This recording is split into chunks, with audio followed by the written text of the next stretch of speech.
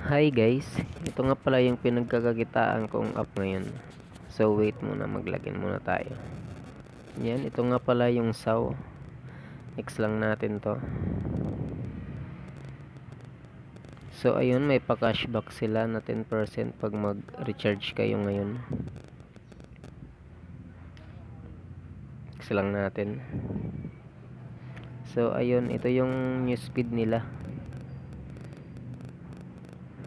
Scroll ka lang kung gusto mong makita yung mga update nila dito. Ito naman yung history. Click lang natin. So ayan, dyan mo makikita yung mga rent mong generator kung ilan na. Tapos dito mo naman i-collect yung electricity mo. Tapos dito naman sa SAW, dito ka pipili ng mga generator na available na i-rent mo. Ayan guys, scroll nyo lang para makita nyo lahat yung mga available.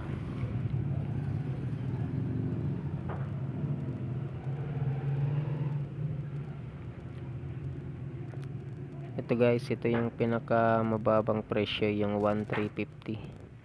So check more mo lang para makita mo yung information kung ilan yung daily income mo.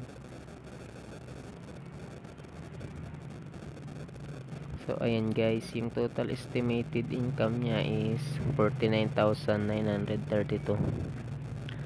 Bali pwede siyang tatlong rent. Pwede mo siyang bilhin tatlong beses. Tapos yung daily return income niya ay 136.8 per day.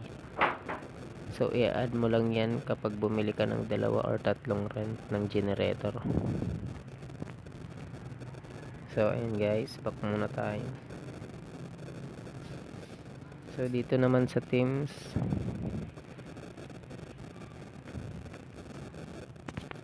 ayan dyan guys, makikita mo kung ilan yung pumapasok na commission mo, tapos yung mga invites mo na kaibigan o mga kakilala. Ayan guys, yan yung sa akin, yung mga invites ko. Tapos dito naman sa occupation introduction, ito guys yung mga occupation label kung gusto mong maging manager. So ayan guys, babasahin mo lang yan para malaman mo kung ano yung proseso para maging manager.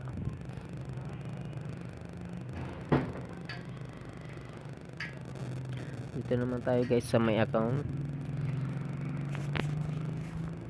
So ayan guys, yung ko, wallet balance. Ano ba yan? Wallet balance yun.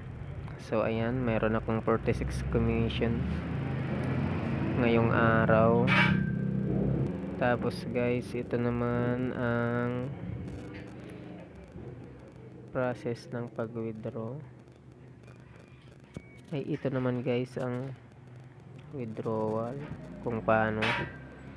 Yan, dyan may input ka lang ng number mo, tapos dito sa taas yung amount. Ayan guys, basahin nyo lang yung introduction para malaman nyo yung process ng pag-withdraw.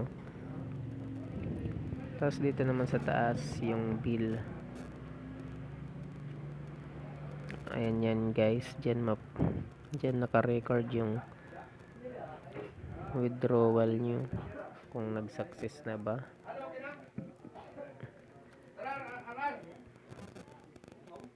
Dito naman guys yung recharge, yung magka-cash in ka sa app para mag-invest. So ayan guys, 500 minimum yung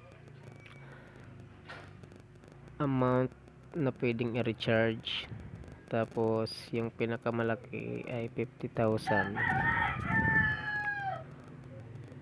Pero pwede pa yan yata guys, mas malaki pa, hindi ko lang sure kasi di ko pa nasubukan. Mahirap lang kasi tayo.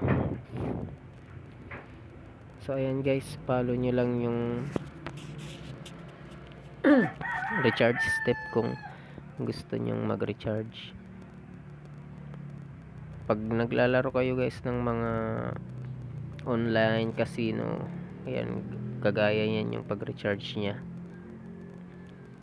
Hindi ko na mapapakita guys kasi magkakaroon ng pending yung recharge ko. Wala naman akong ipapasok na pera.